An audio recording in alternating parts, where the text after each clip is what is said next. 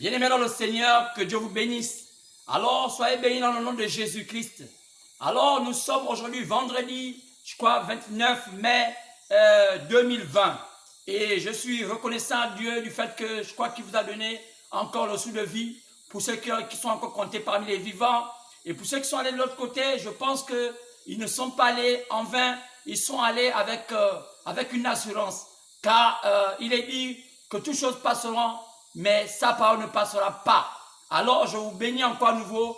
Et dans les quatre coins de la terre, partant de l'Orient, ceux qui me suivent depuis la Chine, et ceux qui me suivent depuis l'Europe, et ceux qui me suivent depuis les Amériques, ceux qui me suivent depuis l'Afrique, et même l'Océanie. Alors, je veux dire les quatre coins de la terre, soyez bénis au nom de Jésus-Christ. Alors, je vous dis simplement de partager souvent la vidéo, alors que vous savez que nous sommes l'Assemblée chrétienne Perfection, et nous répondons au ministère intérieur sur le nom de l'Église du Dieu vivant. Et vous savez que la vision que j'ai de l'évangile, c'est la voix de Dieu pour les nations. Alors, je pense que vous avez à peu près une idée de ce que je suis. Alors, je suis le révérend docteur Jean-Luc Moulanda. Je suis au Gabon. Alors, je suis là parmi vous parce que chaque mercredi, chaque vendredi, j'ai culte. Et les dimanches, les mercredis, je crois que à partir de 19-20 heures, je suis parmi vous. Et les mercredis et vendredis, et les dimanches, à partir de 12h30, 13h, je suis parmi vous. Alors, n'oubliez pas de faire des commentaires. N'oubliez pas pourquoi pas, de poser des questions. Et je vous ai fait comprendre qu'il faut appeler les gens à être beaucoup abonnés parce que YouTube nous a demandé d'avoir assez des abonnés, au moins minimum, moins une centaine, sinon 80 abonnés. Je crois dans cette marge-là, cette fourchette-là, on pourra désormais mettre les cultes en direct. Et là, facilement, vous allez me voir en direct. Et ça vous permettra d'avoir un culte un peu plus frais parce que nous faisons ça un peu en différé pour quelques minutes souvent. Mais nous voulons avoir le culte en direct. Parce que aussi, on peut avoir le culte où on posera des questions, le culte avec questions et réponses. Ça pourra vous faire du bien. Alors, je me d'abord essayer de préciser quelque chose concernant ce qu'on a vu mercredi. Parce que mercredi, on a eu un message, vous savez que le message, depuis mercredi, nous avons intitulé ce message Réveille-toi Afrique. Aujourd'hui, l'Église est posée sur le fondement de la perfection. Réveille-toi Afrique. Aujourd'hui, l'Église est posée sur le fondement de la perfection. Alors, là-bas, mercredi, je commençais à donner quelques orientations concernant comment Dieu a travaillé sur l'onction de Joseph. J'ai d'abord parlé c'était sous la puissance de Pharaon. Et maintenant, cette fois-ci, je suis en train de parler sur la puissance de Joseph. Car vous savez que depuis qu'on a commencé ce message, nous parlons de ce qui s'est passé en Égypte. Et alors, on a parlé de la puissance, le pouvoir de Pharaon et le pouvoir de Joseph. Et on a essayé de l'élaborer depuis la Genèse, comment est venu le pouvoir de Pharaon et où est-ce qu'aujourd'hui ce pouvoir-là se trouve. Et ceux qui peuvent simplement aller dans les anciennes prédications, dans ma chaîne YouTube, Jean-Luc Moulanda, vous allez voir les prédications antérieures sur ce dont j'ai dit concernant où venait le pouvoir de Pharaon et à quel niveau il s'arrête aujourd'hui. Et je vous ai démontré qu'aujourd'hui, il s'arrête au système catholique avec les églises de ce monde et aussi au niveau de la loge maçonnique. Alors, la loge maçonnique, qui sont ce qu'on appelle les athées, alors se sont divisés. Aujourd'hui, il y a guerre entre les maçons et le système catholique. Vous voyez donc, c'est un peu cela. Donc, il y a qu'à regarder un peu, même dans vos recherches, vous allez voir qu'aujourd'hui, il y a une guerre qui ne dit pas son nom entre le pouvoir ecclésiastique catholique et le pouvoir maçonnique qu'on appelle les hommes de lumière. Alors, donc, j'ai aussi pris le temps d'expliquer aussi d'où venait le pouvoir de Joseph et le pouvoir de Joseph, où en est-on aujourd'hui ce pouvoir? Parce qu'il fallait que j'explique depuis la Genèse. Et j'explique aussi cela. Et on a commencé à naviguer. Et nous sommes arrivés même au temps de Jésus. Et ce temps de Jésus a démontré comment ce pouvoir est devenu encore plus fort. Parce que cette fois-ci, il a donné des instructions selon Actes chapitre 15, partant de verset 13 à 14. Et qui devait d'abord les chercher parmi les nations, sinon les païens, un peuple qui a porté son nom. Alors c'est ce peuple qu'on appelle l'Église. Alors vous savez que Jésus a dit, ce n'est pas un bâtiment, ce n'est pas un système, mais c'est un groupe de personnes qui sont nées de nouveau, un groupe de personnes remplies de l'Esprit Saint, qui ont rencontré le feu de Dieu, alors c'est ceux-là dont Dieu appelle son église. C'est pourquoi il a dit à l'apôtre Pierre que c'est sur cette pierre que je bâtirai mon église, l'église du Dieu vivant. Alors c'est pourquoi cette église, c'est une église où on ne rentre pas en inscrivant un nom dans un registre d'appel, non, pas en inscrivant, je ne sais pas, en devenant membre, non, mais on entre là-bas par le baptême du Saint-Esprit. C'est pourquoi j'essaie de numérer cela et j'ai montré comment Dieu a navigué durant 7 ans, il a fait la même chose avec Israël naturel, il devait aussi faire ça avec Israël spirituel. Et Israël naturel a eu un temps où ils sont partis des 4 patriarches jusqu'à ce qu'ils ont eu les temps des prophètes, ils ont eu les temps des rois, jusqu'à ce que le Messie est venu. Alors, je vous ai aussi démontré le temps que Dieu aussi a fait avec les païens pour choisir parmi les païens ce qu'on appelle les élus. Car ne confondez pas les élus d'Israël et les élus du monde païen. Ceux d'Israël, ce sont les frères de Jésus, mais ceux du monde païen, on les appelle l'église de Jésus. Donc, l'épouse du Seigneur Jésus. Alors, c'est pourquoi je vais vous démontrer comment l'épouse de Jésus allait être choisie parmi les nations. Car Jésus avait dit, selon Matthieu 24, verset 27, car l'éclair partit de l'Orient pour se monter jusqu'en Occident. Et vous savez que l'Occident, c'est l'Amérique. Alors, qu'est-ce qui va se passer? Et j'ai dit cela la fois dernière dans ma chaîne YouTube, parlant l'enseigne pour l'application de mercredi. Et là, j'ai parlé comment Dieu a étalé 7 ans pour choisir les élus parmi les nations païennes. Et parmi ces élus, il en a aussi mis des messagers qui allaient interpeller ces élus. C'est grâce au message de chaque messager qui allait interpeller ces élus et allait aussi faire foi de choisir ces élus. Donc, ces élus étaient choisis lorsqu'ils étaient en contact du message de chaque messager des temps, selon le temps dans lequel vous devez vivre. Car il est écrit que la foi vient de ce qu'on entend. Donc, ils n'étaient pas choisis comme on fait à l'école, mais ils étaient choisis par la foi. Donc, il fallait comprendre que la foi ne choisit pas quelqu'un en inscrivant son nom dans un registre. Non, mais la foi choisit la personne par la révélation de sa parole, par la révélation de qui il est. C'est pourquoi l'église du Dieu vivant est bâtie sur la révélation de qui est Jésus. Donc c'est pourquoi les 7 messagers que Dieu avait mis dans les 7 temps devaient apporter un message qui allait faire foi de choisir dans chaque temps, sur leur temps, les gens qui allaient être les élus. Et c'est tout cela qui allait constituer l'épouse, sinon l'église du Dieu vivant. Et on a vu que depuis le 1er siècle, lorsque Jésus a quitté la terre et il est parti, comme on appelle l'ascension, et c'est particulièrement on appelle l'ascension. Les gens peut-être font l'ascension sans savoir c'est quoi l'ascension, sachant pas que l'ascension c'est quand Jésus est parti et qui nous a laissé. On voit ça dans Actes chapitre 1, verset 9 à 11. Et on fait juste fêter. Bon, on va aussi bientôt fêter la Pâque, la Pentecôte là. Les gens ne savent même pas ce que la Pentecôte. Les gens pensent que c'est une fête, alors que la Pentecôte, c'est quelque chose qui s'est passé réellement. Il y a eu une Pentecôte et je pense que chaque pays aussi a toujours un temps aussi de Pentecôte. Car lorsque la Pentecôte est dans un pays, c'est là où l'Esprit de Dieu descend pleinement. Nous aussi au Gabon, on a eu un temps de Pentecôte, mais parfois par l'ignorance des Écritures, par l'ignorance de la parole, les gens ne savent même pas ce qu'est la Pentecôte, mais ils se contentent de faire des fêtes pour dire la fête de Pentecôte, on attend l'autre année, faire des Pentecôtes, et ça devient maintenant une rhétorique, ce n'est plus quelque chose dont on doit se souvenir, mais les Gabonais parfois ne se souviennent que la Pentecôte qui s'est passée en Israël, mais alors que chaque pays aussi a un temps de Pentecôte. Alors c'est là où je commence à expliquer comment Dieu a utilisé le premier messager du premier âge. Et on peut voir ça dans l'Apocalypse chapitre 2, là où Dieu dit, écrit à l'ange de l'église d'Éphèse. Je vous explique la fois dernière que l'ange veut dire messager. Mais il fallait savoir qui était le messager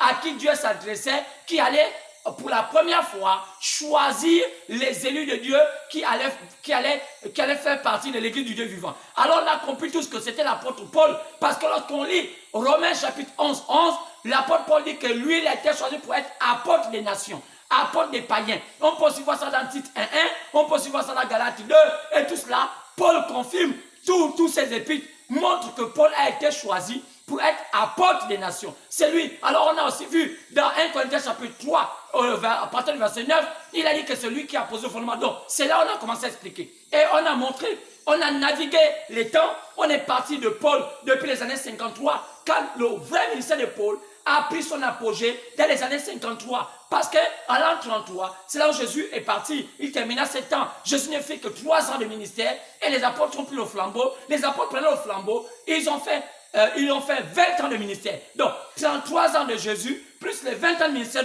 des apôtres, ça faisait 53 ans. Donc, c'est à cette époque-là que l'apôtre Paul, son ministère a pris l'apogée. Parce que vous savez que l'apôtre Paul n'avait pas connu Jésus-Christ, mais l'apôtre Paul était le persécuteur de Jésus-Christ. Mais il fallait que Dieu le touche parce qu'il avait une mission particulière, malgré le fait qu'il avait assisté à la lapidation d'Étienne, le juste Étienne. Mais Dieu avait un plan avec l'apôtre Paul. Et c'est là où la Bible dit que l'apôtre Paul fut choisi pour une mission particulière. Et l'apôtre Pierre a reconnu cela, car la Bible dit que Paul a été choisi pour les païens, Pierre a été choisi pour les circoncis. Donc vous savez que les circoncis c'est Israël. Alors, donc chacun avait sa mission. Maintenant, lorsqu'on a commencé à naviguer, il fallait maintenant commencer à savoir qui était du temps d'Éphèse, qui était du temps de Smyrne. Là, je suis dans l'Apocalypse chapitre 2, Apocalypse chapitre 3. Donc, il y avait 7 temps. Smyrne, il y avait Éphèse, Smyrne, Pergame, Thyatire, Sardes, Philadelphie et la Odyssée. Maintenant, il fallait commencer à classer qui étaient les messagers de tous ces temps. Et tous ces temps-là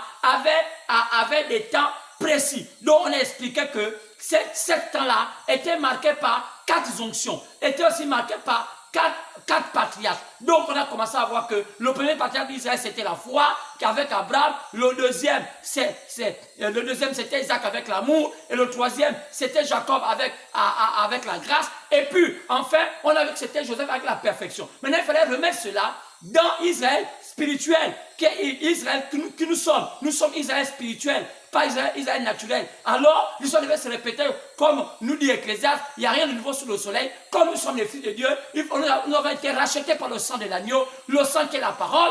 Alors, voilà, il devait aussi avoir dans tous ces temps-là, ces âges-là, des temps où il devait aussi avoir un type, sinon un antitype des patriarches. C'est pourquoi on a vu qu'en temps de Paul, dans le premier siècle, c'était le patriarche de la foi. Et après, quand on parle du deuxième siècle, depuis l'an 170 jusqu'à l'an 1500, c'est pas, je crois comme ça, on appelle ça l'âge de ténèbres, mais c'était le patriarche de l'amour, car on connaît que l'onction qui gravitait de Paul, c'était la foi, mais dans l'âge de ténèbres, c'était l'amour. Et là, ce n'était plus la foi. Là, maintenant, Paul, c'était la foi. Et le deuxième, c'était maintenant l'amour. Mais l'amour qui était typifié par le veau. Dans chaque temps, il devait avoir une onction qui les caractérisait. Selon Ézéchiel, quand la Bible dit qu'autour du trône, il y a 4 onctions. Il y a l'onction du lion, il y a l'onction du veau, il y a l'onction de l'homme et il y a l'onction de l'aigle. Bon, tout cela, parfois, ça vous dépasse. Car c'est ce que Paul a dit, c'est les choses que l'œil n'a point vues et l'oreille n'a point entendues. Quand nous sommes arrivés à un niveau où le message, la parole de Dieu est tellement élevé, quand nous sommes arrivés à la perfection, où on ne prêche plus, Jésus sauve, Jésus guérit, ça ne chasse pas les démons. Les démons connaissent cela. C'est un 33 tours que le démon est déjà fatigué d'entendre. Si quelqu'un te dit Jésus sauve, Jésus guérit, cela ne fait pas peur à Satan. Satan le sait, car la Bible dit que le diable le sait et il tremble. C'est pourquoi j'ai essayé de vous expliquer cela, que à l'âge des ténèbres, c'était le temps du veau. C'est pourquoi les chrétiens, entre l'an 170 jusqu'à l'an 1500, vous allez voir que les chrétiens de ce temps-là ont subi le martyre. On les a assassinés. Pourquoi? Parce qu'ils étaient aussi sur l'onction du veau. Et il fallait qu'il ait plus d'amour. Quand il fallait qu'il ait plus d'amour, parce que c'était le temps d'Isaac. L'Isaac, l'amour. Parce qu'en ce temps-là, ils ne connaissaient même pas bien les Écritures. Parce que les Romains, ils avaient écarté la parole. Les Romains, ils avaient caché les Saintes Écritures. Et maintenant, eux-mêmes, ils essayaient de s'y prendre un peu par ceux-là qui rencontraient, qui connaissaient encore un peu les rudiments de la parole. Et ils essayaient. Nous-mêmes, ils ont fait certaines choses qui allaient même à l'encontre de la parole. Mais Dieu ne prenait pas compte à ça. Dieu voyait que c'est l'ennemi qui les avait brouillés. Mais leur cœur était à Dieu. C'est pourquoi on a dit que c'était le temps où il y avait plein d'amour. Et Dieu les sauva en passant par l'onction du veau. Après l'onction du veau, on devait maintenant avoir l'onction de l'homme, où Dieu a commencé à révéler la parole au travers de Luther, au Martin Luther en Allemagne. C'est là où l'onction, on a commencé à voir le système catholique s'écrouler. C'est là où on a commencé à donner un premier bon coup de poing à l'église catholique qui appartient jusqu'aujourd'hui aux ténèbres. Et c'est là que l'église catholique a commencé à prendre un coup. Et c'est un système qui est venu. Oh, on a aussi vu après cela un homme appelé John Wesley qui était au temps de l'homme toujours. car il fallait avoir beaucoup d'intelligence. Ils ont dit que c'est à cette période-là qu'on a vu beaucoup de chrétiens sortir, car l'église était dans les ténèbres, c'était tellement sombre. Mais lorsque Luther, lorsque John Wesley sont venus sur scène, en cette période où l'onction de l'homme, il y a eu beaucoup de gens qui sont convertis, beaucoup de gens qui avaient marre de l'église catholique, qui les opprimaient, comme ils ont opprimé les Africains,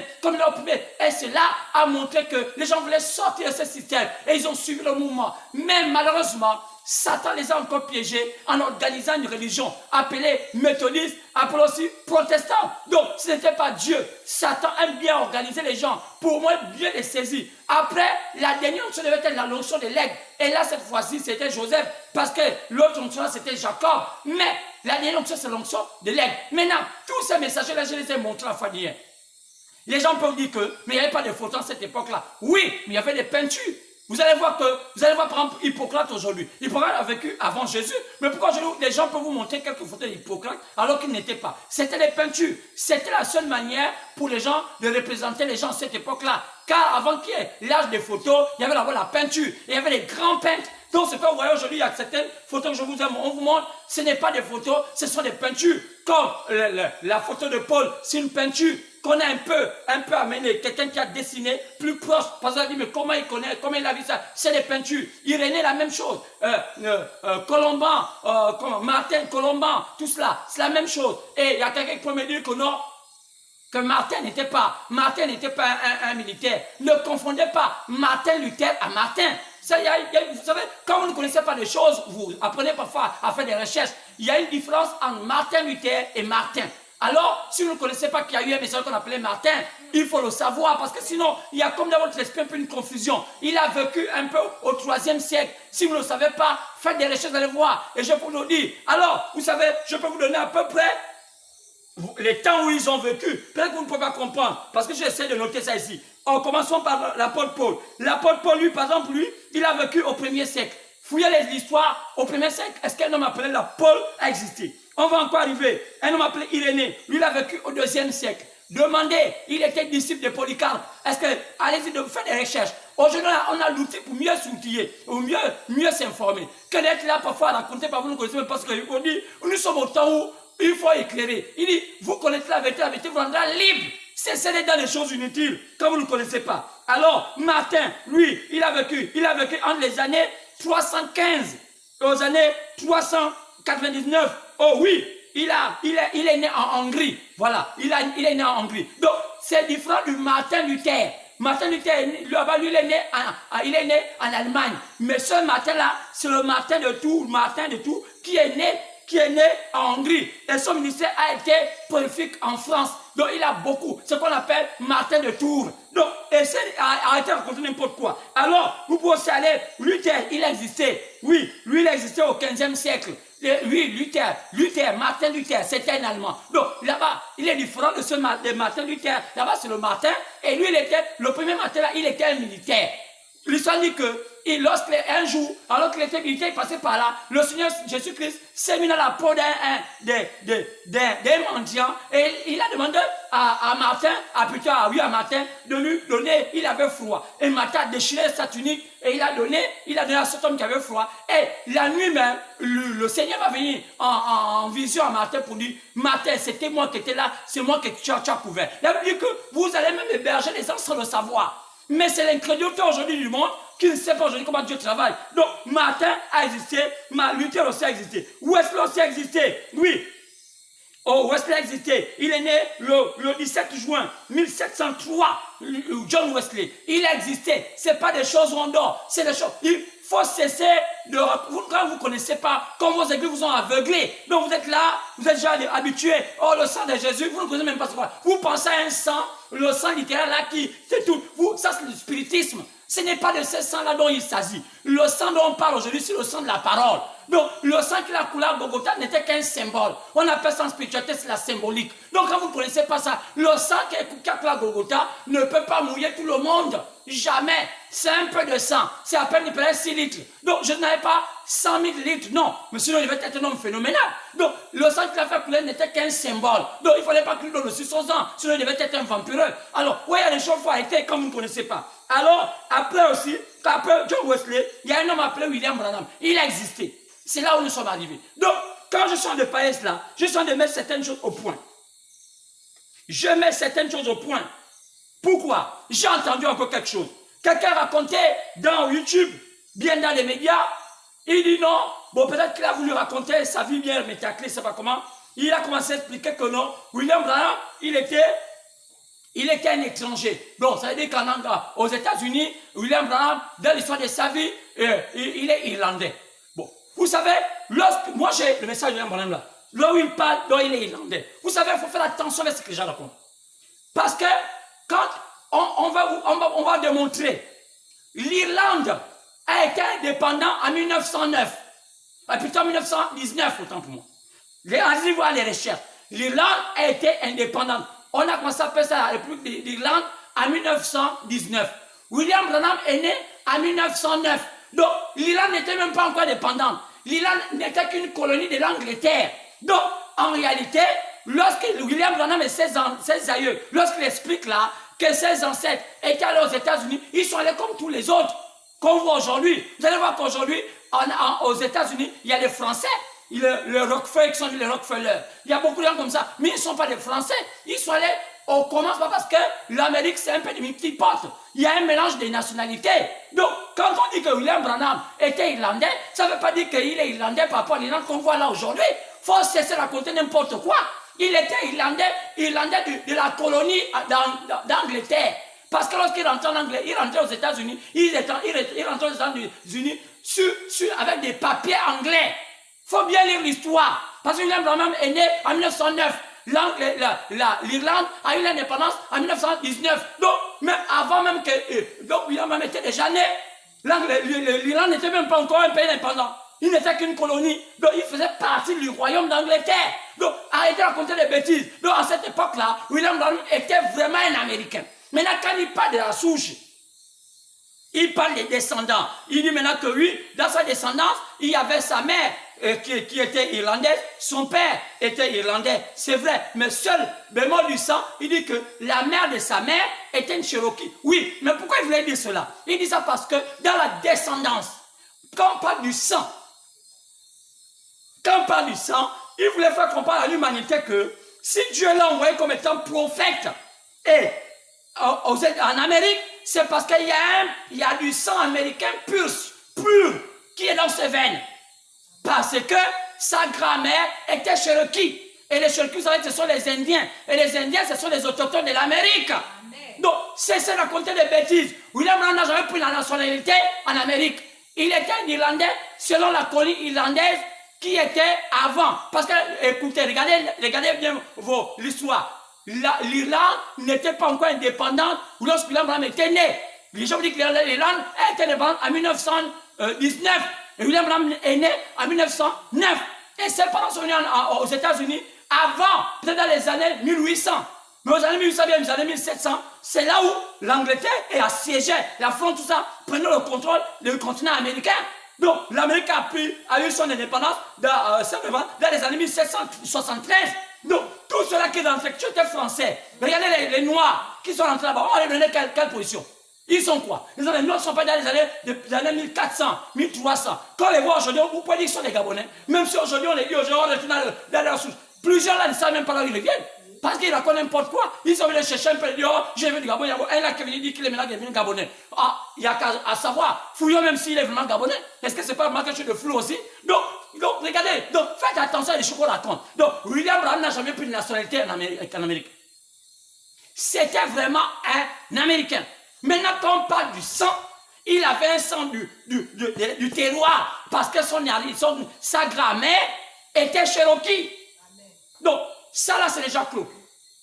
Parce qu'on va reconnaître n'importe quoi. Je vous ai dit la fois dernière qu'un pasteur et un homme, un étranger, ne peut pas aller dans un pays s'établir pasteur. C'est anti-scripturaire. Ça n'a jamais existé. Il peut être missionnaire. Il peut aller là-bas pour aider les autres. Dans la vie, ça a été tout comme ça. Mais s'établir, Paul n'a jamais fait ça. Pourquoi Paul n'a pas fait l'église à Éphèse?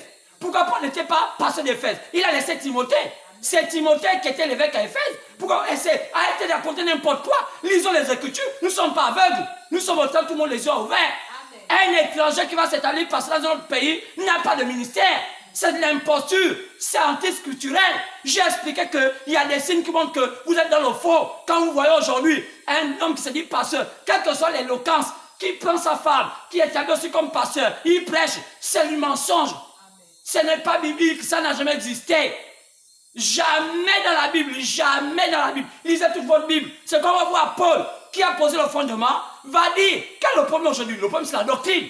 Maintenant, on va lire, c'est quoi une doctrine? Parce que tout à l'heure, on va lire, et on va commencer à lire les Écritures. On va voir ce que Paul parle au sujet de ces choses-là. Il y a trop de désordre dans le christianisme. Il y a trop de banditisme. C'est ce qui a éloigné même les gens qui font l'occultisme sur le christianisme. Parce qu'ils se rendent compte qu'il y a trop de charlatans dans cette affaire-là. C'est une affaire de business. Que ça s'arrête. Vous voulez que le Gabon change? Vous voulez que Dieu puisse donner sa faveur vers le Gabon? Revenez à lui. Revenez à Dieu, c'est quoi? Revenez à sa parole. Quels que soient les avantages que tu as déjà lus de là, reviens à lui. Un pays ne peut pas s'intéresser s'il ne vient pas à Dieu. Revenez à Dieu. N'allez pas dans le domaine que vous ne maîtrisez pas. Alors, lisons un peu. C'est quoi une doctrine? Alors, selon Larousse, c'est quoi une doctrine?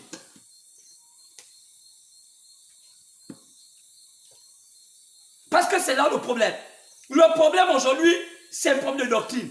Il y a trop de on a dit, il y a trop de oh, il y a trop. C'est quoi une doctrine?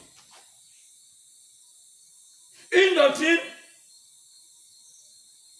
c'est un ensemble d'idées que l'on affirme. C'est un ensemble d'idées qu'on affirme être vraies, avec lesquelles on prétend orienter ou diriger les humains. Une doctrine, c'est quelque chose qu'on prétend être vrai, avec lequel on dirige les humains. Oui, donc une doctrine, ce n'est pas une histoire simple. Ça prend le contrôle de l'âme de la personne. Si vous avez remarqué que la doctrine, c'est la pensée d'une croyance. Lorsque cette pensée est inculquée sur vous, et que cette pensée est fausse selon la parole, vous savez ce que ça fait? Ça vous attire les démons. Je prends l'exemple. C'est quoi une doctrine? Je prends un exemple. Le baptême. Il n'y a qu'un seul baptême. La Bible dit qu'il n'y a qu'un seul baptême. Mais vous allez aller dans les églises qui parlent de Jésus. Il y a plusieurs baptêmes. D'autres sont dans du Père, Fils et d'Esprit. D'autres, c'est 3 fois l'eau. D'autres, c'est une fois. D'autres, c'est par immersion. D'autres, il y a toute une cacophonie dans tout ça. D'autres, il y a la prière à Marie. Oh non, si on ne fait pas la prière à Marie, on ne serait pas reçu au ciel. C'est une doctrine. Oh, il y a le purgatoire. Quand quelqu'un meurt, même s'il n'a pas fait quelque chose de bien, il reste d'abord au purgatoire avant d'aller être jugé par Dieu. Si on envoie beaucoup d'argent, on fait beaucoup de messes avec les clients, ses péchés sont pardonnés au purgatoire, après il va maintenant au ciel. C'est ça la doctrine. Mais est-ce que c'est vrai? J'ai entendu même un pasteur qui est parmi les grands pasteurs de ce pays, de ce monde, en Afrique. Je crois qu'il s'appelle Marcelo, quoi ça. Il dit que le parler en langue, c'est une doctrine. Mais écoutez. Donc voilà, on a atteint la bassesse. Depuis quand le parler en langue, c'est une doctrine? Le parler en langue, c'est un don. Amen. 1 Corinthiens 12. Il dit non, si quelqu'un ne parle pas en langue, c'est qu'il n'est pas baptisé du Saint-Esprit. Qui vous a dit que le fait de parler en langue, on est baptisé du Saint-Esprit? Mais c'est du banditisme. Donc vous allez voir les gens là qu'on aime. Voilà. Oh, c'est une langue inconnue. Non, l'apôtre Paul a positionné cela. Et ce n'est pas ça. Il y a des gens qui sont appelés Saint-Esprit qui ne parlent pas langue. C'est un don. Ça n'a rien à voir avec la doctrine. Ne confondez pas. Qu'est-ce qui fait ça? Des pasteurs mal enseignés qui sont dans des écoles bibliques, qui sont enseignés par des aveugles et ils enseignent aussi aux aveugles. C'est pourquoi aujourd'hui on est mal compris. Pourquoi? Parce que une seule croyance, 1000 doctrines. Comment? On est tous en Christ, mais on a 1000 doctrines. C'est pourquoi Dieu, au temps de la fin, a prévu un prophète pour établir ces choses. Et je vous ai parlé de cela, la mission du prophète du temps de la fin. Premièrement, Malachie dit, il va ramener les cœurs des enfants vers les cœurs des pères. Quoi? Les pères, les apôtres. C'est pourquoi l'apôtre Paul a commencé à poser les fondements. Alors, on va prendre d'abord les Écritures, on va lire. On va prendre l'apôtre Paul. 1 Corinthiens chapitre 3. Partant du verset 9 à 15. Et après, on va se prendre à Apocalypse chapitre 10.